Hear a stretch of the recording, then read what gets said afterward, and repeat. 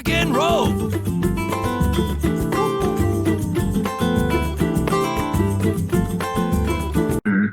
¿Quién arranca?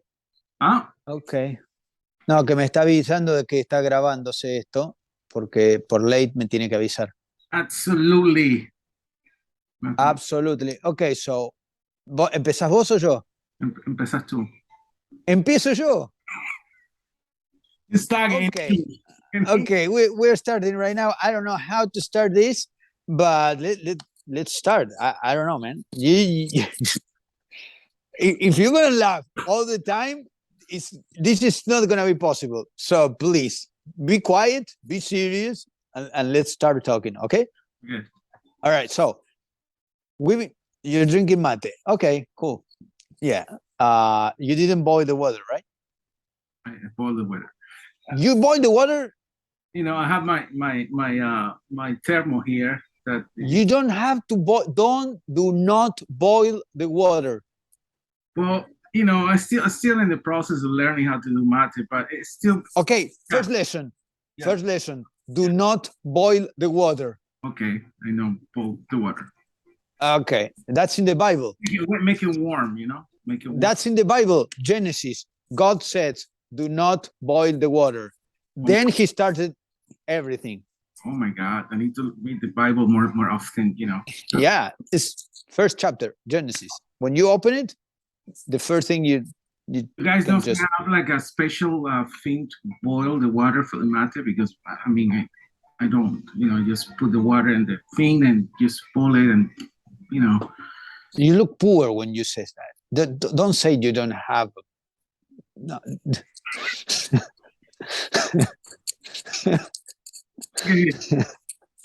Okay, let's start it. People have a click doing mate, you know, the next time, you know, how to do mate, Argentinian mate. I have to make a course or something. You're drinking Argentinian mate, but you're from Venezuela. Mm-hmm. You don't like salsa at all. You told me you don't like salsa. Yeah. As a Venezuelan, you don't like salsa. So now I realize they kick you out of Venezuela. That's difficult. That's really difficult to cope with the culture, because basically the reaction that I have to the salsa music is horrifying me. I can't understand, especially back in the time. I remember being 7 years old, 9, 10, and everybody, even the males, listen Héctor Lavoe. And I can't even explain you how rough it was. Like it was like these movies of war ultimatum that you are in a hall, and they basically hypnotize you with the same pattern, the same music. Horrible. I don't understand why, but I cannot stand with Latin music at all. So you don't hear any Latin music? No, it caused me, you know, at that time when we listen, it's just rock. I remember that my brother was the person that, my brother Miguel was the person that brought the music, the first tape, you know, Black Sabbath, you know, that's what I listen. I think I find the God. Then was Saga, the Queen, and I have a special affinity with the Police. When he brought the album The Police, it just, wow. That's the type of music that we listen. We listen to rock music from the 80s and you know, the 70s and the 80s. That's what I listen all the time. How about the band name Black Salsa? Would you listen? No. That no. No. Black Salsa. You know, they have a lot of Venezuelan kind of Latin music. I grew up in the moment that Waco, you know, was basically developing, you know, and I mean, the only Latin music that I listen as it is, it was Christmas, you know, La Gaita. That's similar Latin music, but it's a really happy music to celebrate Christmas, and you know, that's the only thing that I can hear it. How about rock in Spanish? Oh yeah, Charlie Garcia, Fito Páez. I mean, Soda Stereo. I mean, Soda Stereo, when the beginnings of Soda Stereo it was in Venezuela. My one of my best friends, one of the huge state manager, Jimmy Kovac, the first show with walking in the street with all the guys at Soda Stereo, Fito Páez. I saw many shows of Fito Páez and Charlie Garcia. I mean, Charlie Garcia was, wow. If you don't say Pericos, you're going to have problems, man. Well, Pericos was more in the 90s. There you go. It was like my teenage time, and it was, I mean, we did a concert that was really emblematic concert, really problematic, because the government at the time have an issue with the Bob Marley tribute concert. They have an issue with the ganja, basically against to the culture, and there was a war between productions, and they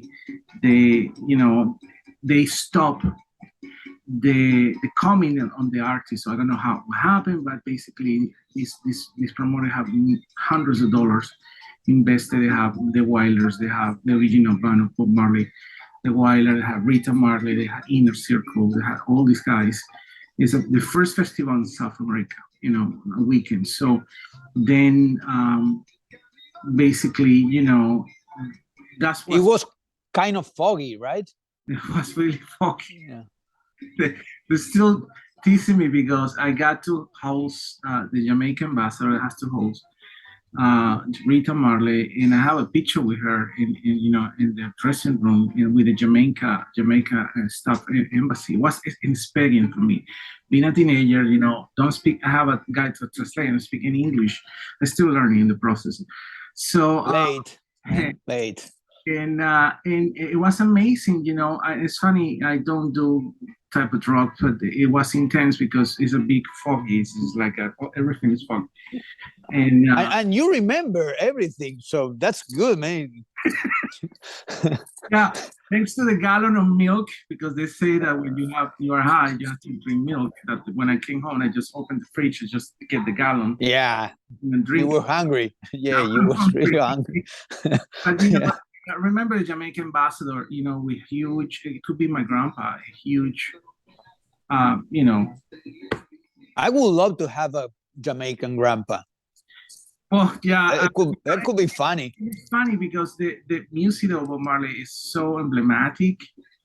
I respect the culture. I don't do any drugs, but I think the message of Bob Marley is amazing. They call it the prophet. So going back to the Latin, because we are going in another direction. So this could be another episode. Yeah. So what about the Fabulosos Cadillacs? I don't know. I saw it in a concert that, I live close to the military base, still the Air Force, the Carlota base, and they have a Caracas Pop Festival. So I saw it, and I don't have, I admire, but the Fabulosos Cadillac, I never kind of really resonate with me. Because they did, along their career, they did some music with another artist. One of them was Rubén Blades. Mm-hmm. He had his 74th birthday a few days ago. Yeah. And he's a king, a master of salsa. Yeah, I have a big spanking with Bob Marley, Rubén Blades. Bob Marley again? You're still jamming with you. So yeah, I have a big spanking with Rubén. In the entertainment industry, I did Carlos Santana was my first show that I started working. The second time that Carlos Santana showed up in my country, and it was tragical. The first time that somebody dies, so it's a huge momentum and expectations, and he's coming. And I understand David McDonald handling the tickets. And then my second show was that I worked Rubén Blades and Son Solar with La India of New York, which is interesting because the India at that time was the Celia Cruz you know, the person that was patrocinating the India was Celia Cruz, you know. So yeah, I have a lovely story with Celia. yeah, I almost married her. wow. So yeah, she asked me to do it. Oh my God. Oh my God. Yeah, no, she was amazing. I love her. I'm gonna love her forever. It was 5 minutes with her, Yeah. but it's gonna last forever. She was great. Just one of the kind in the world, being exiled from Cuba, the voice that she have, and I remember that because at that time was the big record label in Latin America. The big guy, the king guy of that is Ralph Mercado. I don't remember the label record, RAM Latin, and I met the person that was putting the show with Ruben and all these people, and she asked me, "Do you want to go with me to the airport to meet Celia? I have to pick them up," and I had the stupidity to say no. I can't because I am working, you know. Okay, we're done. Thank you for everything. You be my therapy, my Dr. Phil. But it was amazing. I need that opportunity, you know, to meet her. You know, but you don't know how much you lost. I lost a lot. But at least I saw a documentary that you know, these guys did, you know, the talking head guy and all these people. And I mean, Celia Cruz, it will be Celia Cruz. So back into Ruben, I got to work in there. Again, we are in a situation in that country that I have a war between promoters, you know, concert promoters, and stop all the visas. So I got, funny enough, I got to meet a guy that it looked like a diplomatic guy, really well dressed, you know, like he came from, you know, Italy or something. And he actually did. And we doing this interview to get a job in front of me. No one wanted to talk to him. And I started talking to him, and he became my friend. His mom was the chief of the embassies in my country. So that was able to approach the project as a cultural matters, and basically we got the visas for Ruben and all these guys.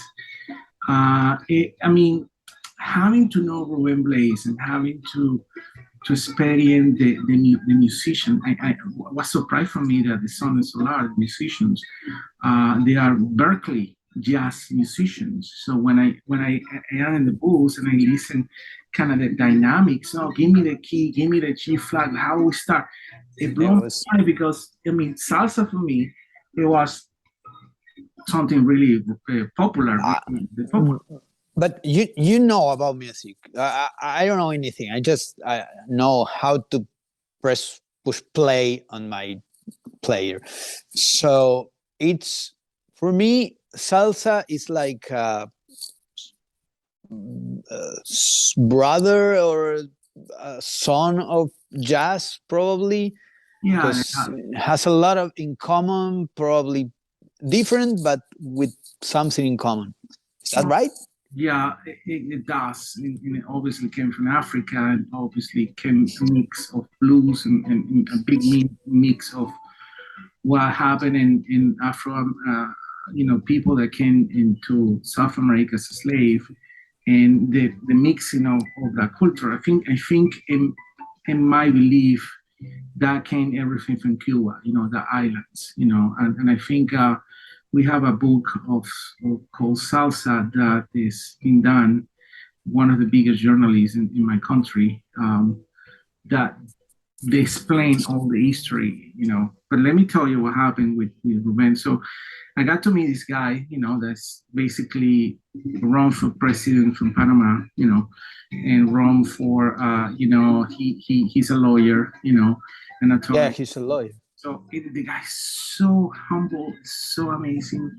He just want to read. He just want to talk to people. You know, he's reading the news, getting the newspaper, the books, and he's so kind.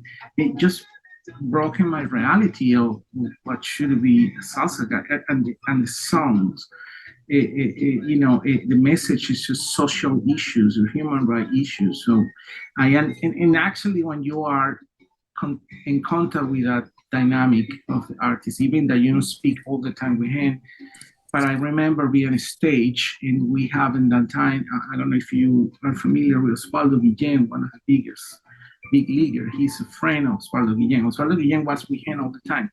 And we had this concert in Valencia, and I got a picture on the stage with Osvaldo. It's a historic picture, Osvaldo Guillén and Ruben Blade talking in the stage. And when you experience a concert, you know, in that level with these people on the stage, it's completely different than you listen to music. Yeah, of course. Yeah. Feel, or you be in the audience, you know. So something happened really that it can show you the humanity of this guy.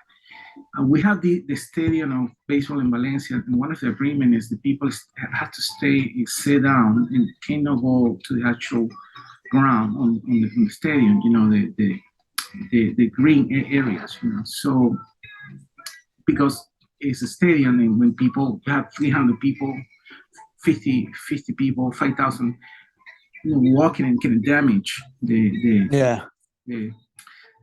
all the green areas, you know, all the la grama, you know, the green areas. So, but basically, the daughter of the producer, or one of the producer of the concert, was talking with a journalist that actually he was drunk, and he was pissed off because we waiting for the sound check be done. The sound check was a problem, and Ruben was in the booth, told, you know, tell us about what happened in Panama when he did the presidential experience that he had with Papa Dodo.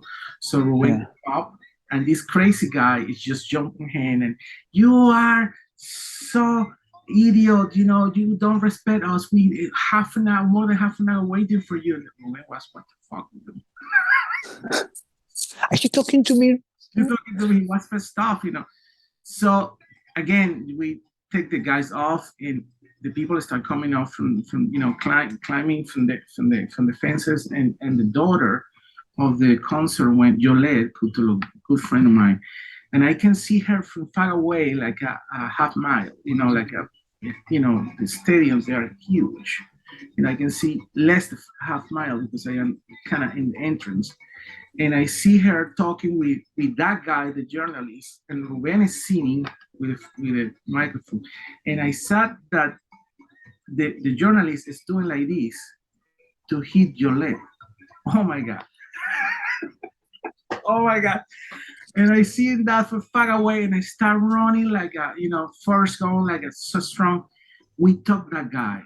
And oh my God. I can see you in slow motion, like yeah. This was like a Mumbra, and we have a friend of us that came to hand also was starting working in the entertainment industry. Hernan Vandres is a huge guy that, you know, is the security chief. I mean, we took that guy, and we did so much ping pong.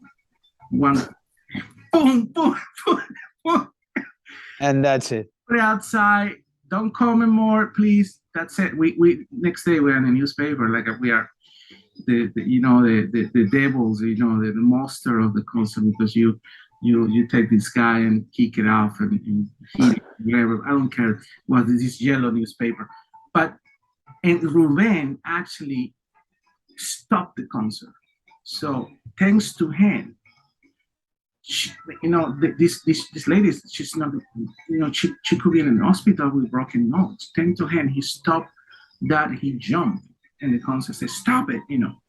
So they give us time to handle the guy, the crazy guy.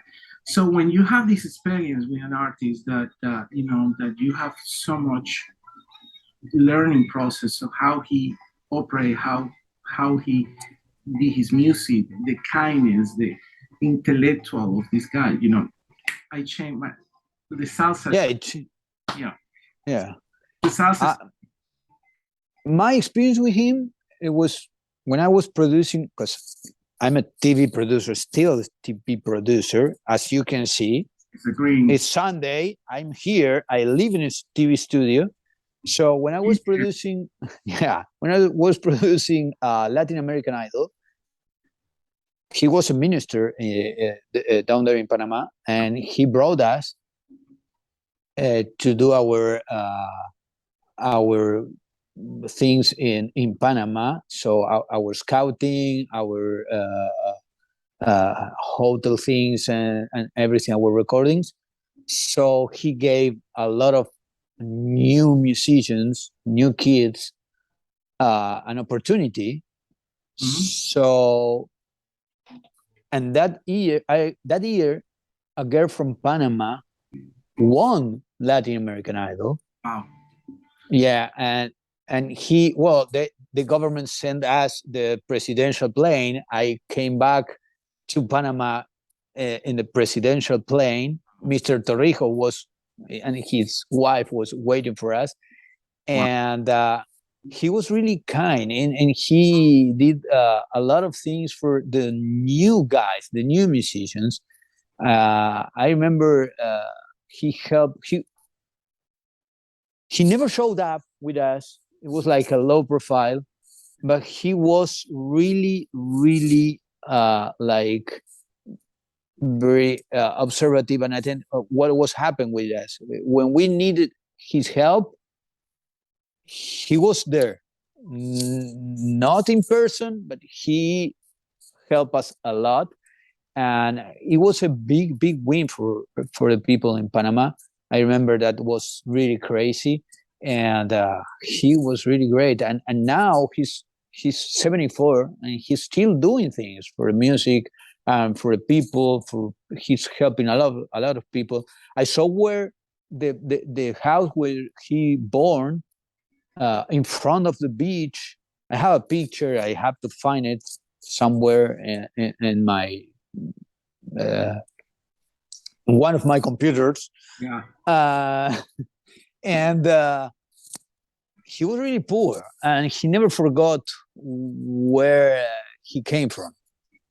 And I think that besides his music and his his studies in music, Berkeley, and everything, he never forgot it. And I think that's the key for him to be Ruben Blades, not Ruben Blades, like you said, because you hear rock and roll and Black Sabbath. Well, yeah, it's true, because you find that characteristic with people that really understood what is an opinion leader. They have a, I think he mentioned it, when you're working in the government, you are a social worker. You deliver service to the community. Are the guy that have a paycheck and have a status in the government, and that's what you get from Ruben. And you can see his last documentary is unbelievable. Is a man so humble, and so you stay talking or listen to him, and it's like you are going to the high class of university, like a cum laude class, and you get so you learn so much. Yeah, that's the fact that I think it makes, especially, and actually when he was, I got to meet the first lady of Panama. That basically was the person that was running the tourist minister agenda that he did, and he in the same time he have a I don't know if you've seen it, but he have a TV show putting all the what happened to him. His experience with Raul Julia, what happened to him, and nobody kind of know that he did a song with Sting, and he was basically, you are familiar with that. The song was "Dance Alone," and it's based on the mothers of the people that are killed in Chile and Argentina, and with the dictatorship of Pinochet. I think it's Argentina, right? No, that's Chile. Pinochet was in Chile. We had another son of a bitch. Yeah, we had that never-ending story. Yeah. So and I asked a question, how that happened, because Ruben was the first or the second Latin musician that become a crossover artist, not only musician, actor. We have Ruben Blades and the Predator movie. We have more than 30 movies, I guess. Yeah. He's an actor. He's a human rights defender. He's a politician. He's a musician, a great musician. He's he's the guy we all want to be, and with a very poor, humble roots. One of my favorite quotes from him is, "I didn't know my family was poor until I left my neighborhood." Oh my God.